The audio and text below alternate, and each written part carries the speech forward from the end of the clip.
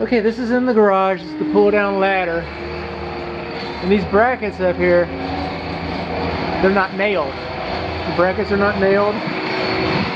The ladder frame, okay, we got some lag bolts here, but if you'll see the hinge, the side hinge bracket, it does not have a fastener in all of its 4 holes. You got an open hole there on that side and this side.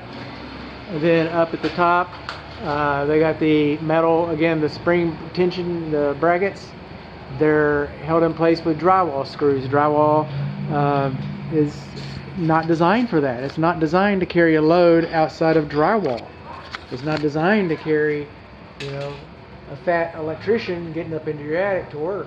So, then while we're here, if we walk up, do this, and I'll probably get this on the upstairs video, but we got the siding, our insulated sheathing. It's got a big old nasty hole in it right there. We want to get that sealed up for sure.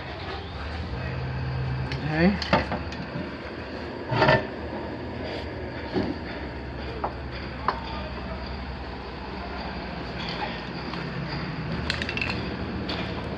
We're coming on along. This is our plumbing. This is our main water shutoff valve. This is our temperature, our pressure reduction and backflow prevention valve. This is where the water softener is going to go. This is where the water heater is going to go. We've got some holes over here and some wires that are just a little too close to the back sides of the drywall. This could have been routed on the other side of the plumbing pipe to keep it away from the drywall. I know most people try to sink their nails on the studs, but you know, I mean, no, it's not supposed to. If it can't be that close over here, it shouldn't be that close over there. And the wiring comes down here a little bit. Okay, so this is where our continuous bonding. This is our load center. This is our gas entrance coming in across this way. These are our straps. The siding on the casement should be cut back away from the floor just a little bit. And then some of the straps that we've got on the other side of this wall, they're not fastened. These are not fastened. How about that? They are not fastened. And speaking of, this green board, it was treated with a boraxide. Alright, for termites. That's a good thing. But it's supposed to be about this high. It's supposed to come up a couple feet. So if that's the only wood destroying insect preparation, that's the only thing they've done. I don't even see any on this one, to be honest with you. I mean, I could tell that they kind of came by, you know, no. Not sealed. If that leg's not sealed, what do you think the other leg is sealed? No, that's supposed to be sealed. It's supposed to be green all the way over here and green up to the about knee high. Now these are your sole plates. Some people call them sill plates. That's pier and beam. Some people call them mud sills, and that's really probably the technical word for it, best word for it. And if they're on an exterior perimeter or a load-bearing wall, if they're on either of those two walls, you should have anchor bolts. And I'm not seeing any anchor bolts. All I'm seeing is all of the bottom plates, all of the sole plates, all of the mud sills. They're all nailed. They're all nailed into the concrete. I have not found one anchor plate in the whole structure. Well, I'm just gonna go around. You know, we did the outside. You know, we talked about that guy. You're coming in. So I don't even see the straps that are missing the. It's interesting. Okay. So moving on along. Those were shakers and a movers and a grubbin. Okay, this would be the guest bedroom, I'm guessing. Okay. So we come along here, still no sole plates. No green paint. Excuse me. The boraxide. No termite treatment. No termite treatment there either. Coming on along. This is our air supply register. It's kind of kinked Alright. Coming on here, it goes back into the attic. Kind of kinked. Okay, they're not supposed to be kinked, not supposed to be restricted. I'm going to have instructions baked into your inspection report that shows how this air duct is supposed to be, installed. And that'll all be part of it. I can document that. Moving on along, this is the guest bathroom. Downstairs guest bathroom. This is a shower. And all these blocks, they should have been treated. Okay, they should have been green. Unless there's a chemical treatment to the foundation. But I don't know that. And then on our plumbing, we come in here, they added a nice nailing plate right there to protect the plumbing. But we probably needed to go, just flip it over here. We need a nailing plate here. We need a nailing plate here. You think a nail can go in there and cause you a water leak on your shower? I do. That's what I think. I think that'll happen. Do we want it to happen? No, I'm not asking for it to happen. I'm just telling you that, looking precarious. Okay, we're missing a block right there. Coming on in, this is the second bedroom, middle bedroom. What is this? One bedroom. I don't know how they got this identified, but this is our air duct right there. Look at the way it's pinched when it goes through the. That's not so good. Moving on along. We're a Marvin and a Gravin. Very rock and roll animals. This is the stairway under the closet underneath the stairway. And I get that.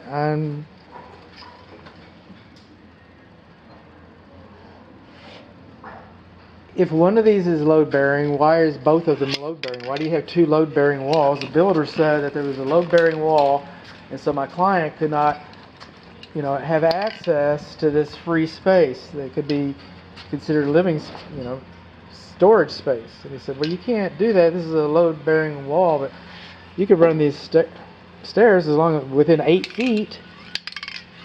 You got to support within 8 feet these stairs, and it doesn't continue. This continues the other one. So if you want that one to be, I don't understand it wholly, but maybe the builder has an illustration and show you this. The drawings will specify whether this is a load-bearing wall or not. So all the builder has to do is, I'm glad this is a load-bearing wall. That's good information. I want to know that. Can you show me on the plans where it says that this is a load-bearing wall that I can't put a door in there? Just in case you don't have too much storage space. Just in case. Inquiring minds want to know. Now we're in the primary, the great room, the family room, the living room. So we're in the great family living room. So this is it. This is our kitchen right in here. And so we've got our windows. We got a cripple right here. That's what they're called, a little cripple stud in the middle window. And it's got a big old hairy gap in there. Is that holding up? And the reason why it's that. Oh, look at there. See something twice, see something else. Okay. What do you think is holding this window up? So after a certain amount of time, what makes me think that you're going to have trouble opening and closing this middle window? Why would you have trouble with this middle window when you don't have trouble with the other two windows? Why is that? Well, maybe because it's not supported. And then down here, somebody's written some notes that we want to continue. When they take that stick out, okay, that little support right there, they'll flatten that down and fasten it. And that should be okay. Honestly, as long as it's lapped in place when they put the drywall up, it's done its job. It's not a specific material. It's a common material that everybody's chosen to use, so that's good, But it's uniform. It's easy to put up. You got some quality control, so those are all good things. But you could use duct tape. You could use newspaper. I was missing something over here. Oh, doubling back. We're doubler backers. I think I mentioned this already, but we're going to spray it up. We're missing our blocking right here. Where did our blocking go? Yeah.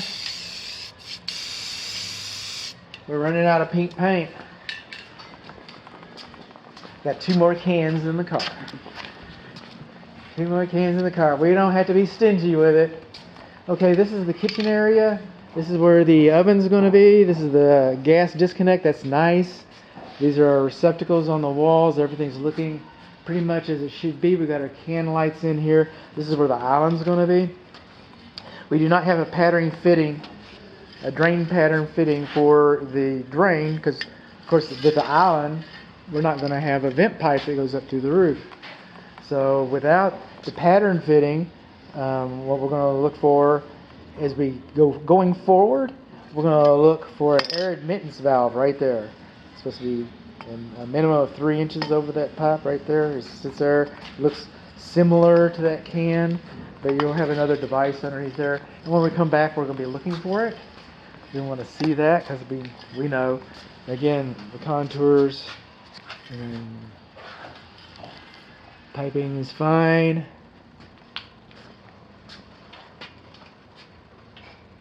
Dams, I guess I installed it, and there's some right there. See the way it's kind of like flapping out right there? Okay. Now, as we come in here, and this is a good room. We're in the attic. I'm going to just take you to the attic for a moment. Those yellow cartons, manila yellowish cartons right there. Okay, those are called baffles, and those are for your soffit vents. They channel the air up over the insulation. I know that this attic's going to have insulation. We got radiant panels.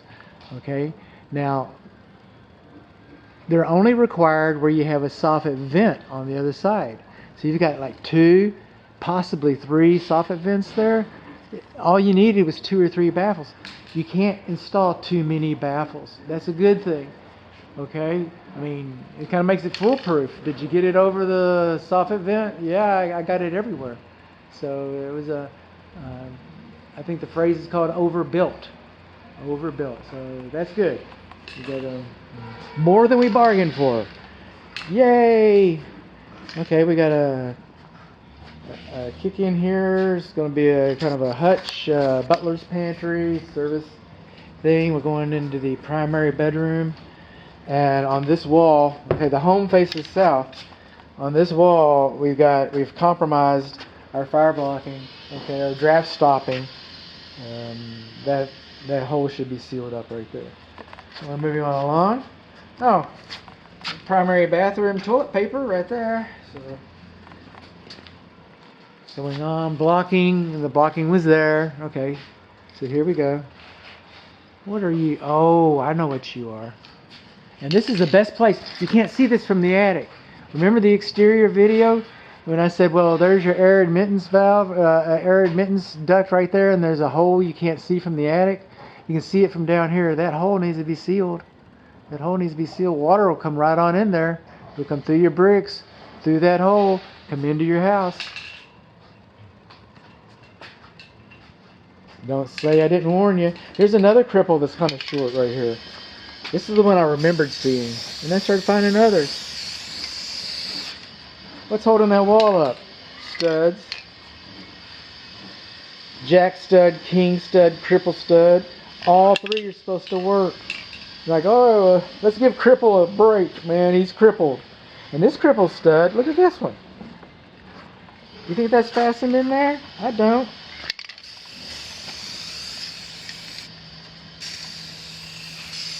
All crooked and everything? What's that about? I'm gonna multitask here. Your cripple's crooked. You got a crooked cripple.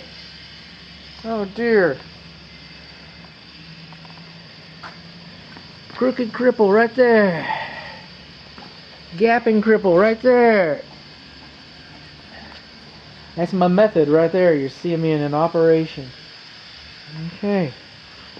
Moving on along.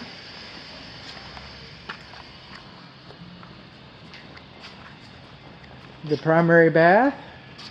This is the window I was talking about earlier. It had the little hole. You'll see that in the other video. Okay, everything's looking kind of nice over here. I like that. I'm really lazy. You're not going to believe this when you read the report, but I really am lazy. I don't like writing all this stuff up. I want it to be nice. We don't have our pans in yet. That's all. We're left with that. Usually the pan, like in the, well, the other shower doesn't have it either. We've got a bathtub upstairs that's been installed. But usually we see the pans in here and they're full of water. And that's not the case. Now this is an interesting thing. What am I looking at? What are you? This looks like you're going to install a TV in the shower? Is that it? I don't know. Maybe a computer? Is that where you're going to put your modem in here? What's that doing in the middle of the shower? This is crazy. What are you doing there, sir? You don't belong there. Huh. I'm glad they fixed so much before they poured. I'm glad you did that for us, Mr. Builder. Coming on along, this is where the bathtub is. This is the back side of the junction box. And there's the wires right there. I think a nailing plate would do really nice right in there. I sure do. See that one? See, that was pretty good. This one?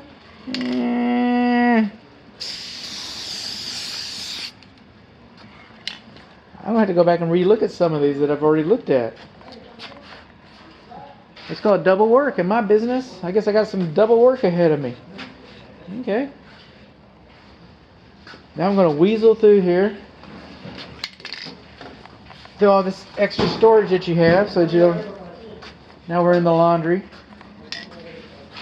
Drain pipe. We want to see the pipe length labeled on that. Pipe's not installed wholly right there, so I'm going to want to see, and it's going to be all covered up. It's going to be encapsulated. So I'm going to be left to put my camera up this pole to see if this pipe has ever been installed. You know, this pipe should have been installed before I got here. So let's just say that right here is a clothes dryer vent pipe not installed properly, not completely installed.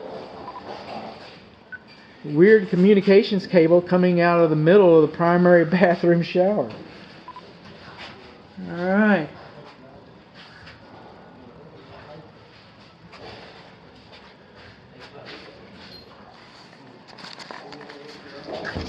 That's where we start.